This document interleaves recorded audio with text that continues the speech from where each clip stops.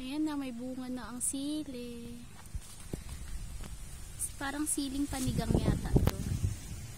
Hindi ko alam kung anong klaseng siling tinanim ko dito. Basta sili siya. Sili. Yes. Ayan. Malalaki na.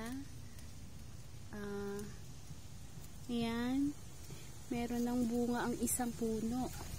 Tapos ito naman sila puro puro bulaklak lang. Ito bulaklak pa. Ay, nakakatuwa naman.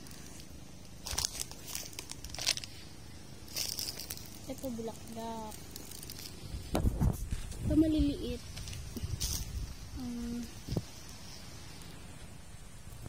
Purong bulaklak eh.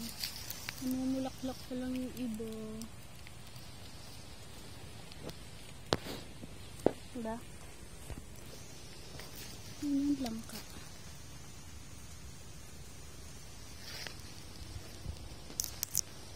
Ang cute naman. Nakakatuwa.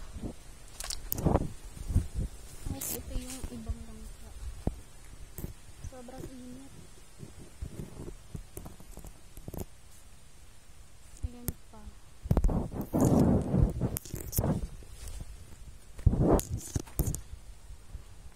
Natuyot yung dito, lupa. Di ba nga nakakatuwa yung mga yung mga pananim. Tapos may ube dito. Tignan ko yung laman. Siguro sa December pwede na to. Gagawin ube jam. Hindi. Parang luma siya na, ewan ko, to. Lumabas na yung niya eh. Ito yung langka na buto. Buto siya na tumubo. At ito yung mangga. Sana magtuloy-tuloy ang bunga niya. Meron siyang bilog-bilog sa ito yung bilog-bilog na Yan. Yan bilog. Tutuloy kaya yan.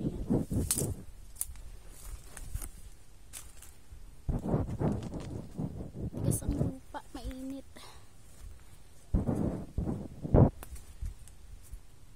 Ito walang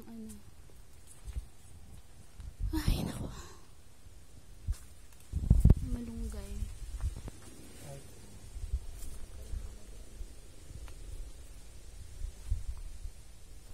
Ay, kamote. Kamote.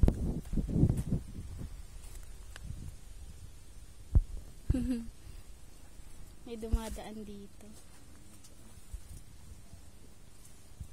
Yung okra.